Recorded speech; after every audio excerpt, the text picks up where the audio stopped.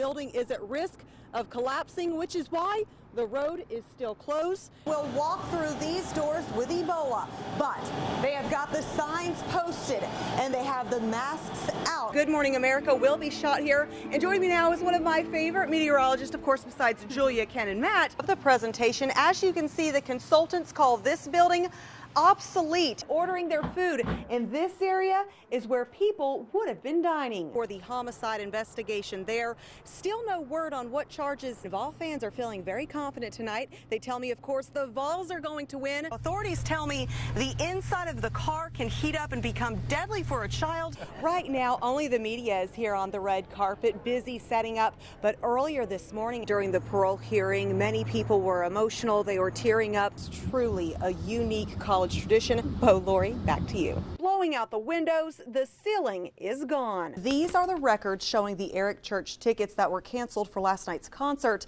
The Thompson Bowling Arena manager says the names were flagged because they appear to be in violation of the rules of purchase. I took a look at the records, and one last name with the same address was listed over and over. I tried to contact this person to ask why his tickets were canceled and get his perspective on the ticket resale market. Fielding Logan manages Eric Church's tours. He says Church approached him before the 2012 tour with concerns over ticket scalping. Negative comments out there from fans about, how are these scalpers selling the best seats for exorbitant prices? They found tickets for sale online on unauthorized secondary resale websites before Church had even released any tickets. To cut down on scalping and help get fans good tickets at face value, Church has set an 8-ticket limit total per household. How's it going, sir?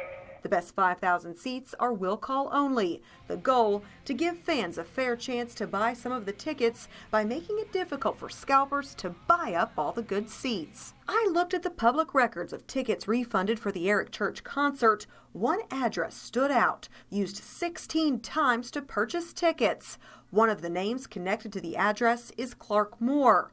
Tennessee theater manager Tom Bugg says he's very familiar with Clark Moore, a ticket broker with Select Ticket Service. He buys more than the limit under various and sundry names, but it's all close to the same thing. It's all easily traceable to Clark Moore. Bug showed me a ticket where the purchase name is Clark Moore. This is a Clark Moore one.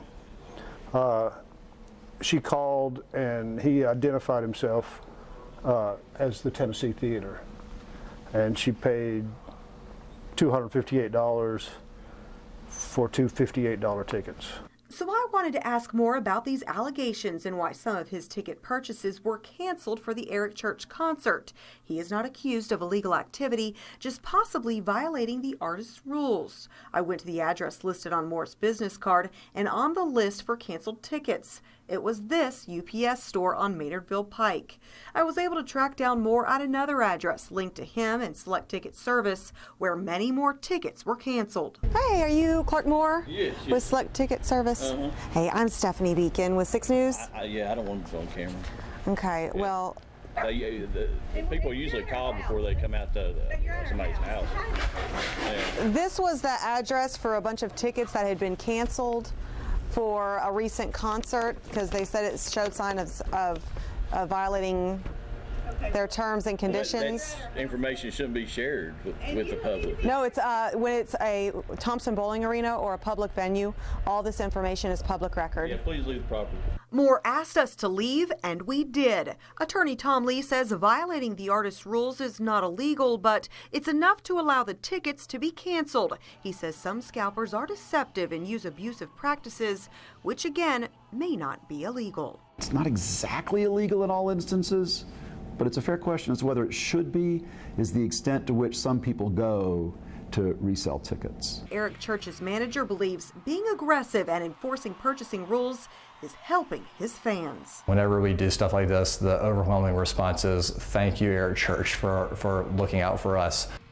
Nashville attorney Tom Lee says ticket resale is legal, but some scalpers do engage in illegal activity like altering or making counterfeit tickets and abusive practices like being deceptive and violating purchase rules. He says often abusive scalpers are not held accountable for their activity because they can be difficult to track down, and consumers often don't want to pay court costs to try and bring the scalper to justice. I spend almost every morning in the courthouse checking what cases are on the docket.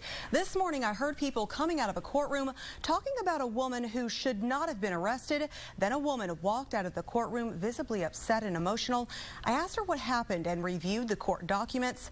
Records show she was wrongfully arrested. It was bad. It was one of the worst things I've ever had happen to me in my life. That's how 67-year-old great-grandmother Virginia Krutoff describes spending Saturday afternoon to early Sunday morning behind bars after she says she was wrongfully arrested. Last weekend, Krutoff was making potato salad for church when she heard a knock on her door. It was the authorities saying they had a warrant for her arrest. I could not believe it. I was in a state of shock. I felt like I was going to pass out, and I was weak and nauseated. Officers told her she was being arrested for violation of probation. Krutoff said she was taken into custody in front of family and fellow church members. That's where they handcuffed me, beside the church, beside the police car. And that's when my other daughter comes running down the driveway screaming. She says she was put in the back of the cruiser, which had no AC or ventilation, and taken to jail. They took me over to this wall and stripped my clothes and everything and searched me. And then they took me in the bathroom and gave me some clothes to put on. And then they took me to a cell. Her brother paid her $1,500 cash bond. Krutoff said she was released Sunday morning. I was so scared because I didn't know what was going to happen to me and how long I was going to be in there and whether I was going to get my daily medication. Could have been fatal for me at my age. Krutoff began looking through her records to see what happened. In 2012, she was charged with a misdemeanor for a $32 theft charge from Walmart. I also looked at the court documents. Records show she paid all her court fees and restitution costs by February 26, 2013, over a year and a half ago. But this is the paperwork that the prosecutor saw from the clerk's office. Not all the payments are shown to have been made, and due to this error, she was listed as having to appear in court. Today, when she showed the court she had paid, her $1,500 bond payment was refunded. Here's the check from the court clerk's office. Her violation of probation was dismissed. The judge apologized to me, and it was a clerical error that had nothing to do with the court. It was strictly the clerk's office. Krutoff says she hopes another mistake is not made, causing someone else to end up behind bars when they aren't supposed to be. She says she is seeking legal counsel and is considering filing a lawsuit. Now, I did try to get a comment from criminal court clerk Joy McCroskey. Right. She has not responded yet to my request. You don't have to write down the notes of this. Just follow along. For Gary Harmon, teaching has always been his passion. When he started school as a child, he was told he'd be in special education. Then a first grade teacher offered to have him in her class. I told her I would. She took me by the hand and walked me into the classroom. And she changed my whole life. Now, when I say it's a modifier, Harmon has a birth defect, which left him without feet and a hand. The amniotic sac that the fetus develops in sometimes shreds. And the baby grows into the shreds, and in my case, looped around an arm or a couple loops around the hand, and they weren't allowed to grow. Having to use prosthetics hasn't slowed Harmon down. He's accomplished his dream and has been teaching now for 30 years. You see what I'm saying? The last 4 years he's been here at the Richard L. Bean Juvenile Service Center teaching the students English and history. What we try to do here is pick common standards that most grades will have and cast a wide net and try to help everybody at once. Each day he teaches around 30 students ages 13 to 17. He may have a student one day to several months, depending on how long the kids are in the juvenile center. The superintendent, Richard Bean, says the students and staff respect and admire Harmon. He relates good to the kid. They pay attention to him. Bean says Harmon is a dedicated hard worker with drive and passion to succeed. Harmon says his parents taught him the importance of earning a living. You had to do what you had to do, and I was raised that way. I'm very grateful for that upbringing because that's instilled a work ethic in me. Maybe blew off in the distance. He tries to teach his students to find strength within and stay positive to accomplish their goals. We want to open the doors and invite kids to take advantage of their lives. On your side in Knoxville, Stephanie Beacon, 6 News.